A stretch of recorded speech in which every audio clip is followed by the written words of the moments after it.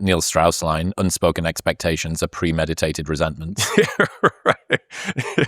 Like, why didn't you do this thing that I didn't tell you to do? Yeah, probably not deliberately, because I think a lot of people do it not on purpose. Of course, but it's unconscious premeditated resentment. Yeah. The investment that you are making will be a resentment in future that you aren't aware is about to come about. Yeah. Another thing on the people's map of reality is inaccurate.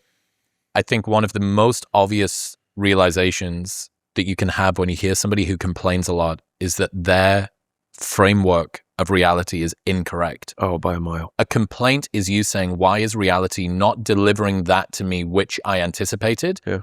And reality doesn't care. Reality is just going to continue to deliver to you that which it is giving. Why is there all of this traffic on the way to work? There shouldn't be all of this traffic. I didn't anticipate all of this traffic. Yeah. I assumed there wouldn't be traffic. Reality disagreed with me.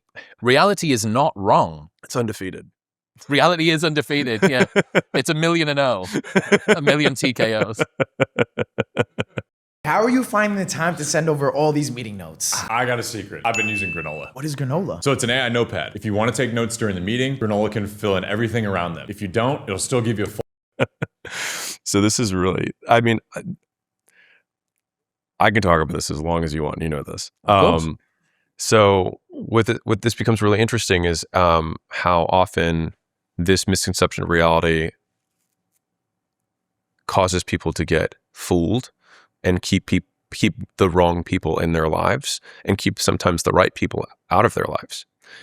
And so I call this malicious benefit or well-intentioned harm. And so on one hand, if there are a number of people who make, let's say, negative videos about you, they intend to harm you. But when you look at your media and the way that you are compensated through the impressions that you earn and the amount of relevance that you have, you make more money. And so though they intended to hurt you, they have taken their time and effort, which you normally have to pay people for, and then for free promote you. What a gift. It just means that they are incompetent at doing harm, which is wonderful. You want all your enemies to be incompetent in their harm doing. On the other hand, you have somebody who loves, I'll use this in quotes, right? Loves you, means you well, but is also incompetent. And as a result, whenever they enter your life gets worse. They cause negative consequences to occur.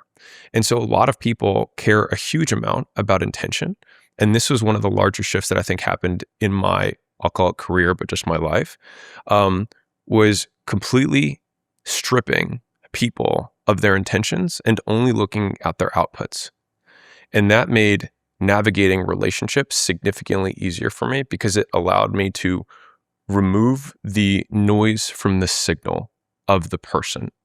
And so there are some people, like, I mean, honestly, the reason that this is like probably the very beginning of this kind of thought change was with Layla. Like I had an advisor, if you want to call it that, at the time. And I was like, I'm not sure if I want to marry this girl. I don't, help me, make this decision. And he said, well, just look at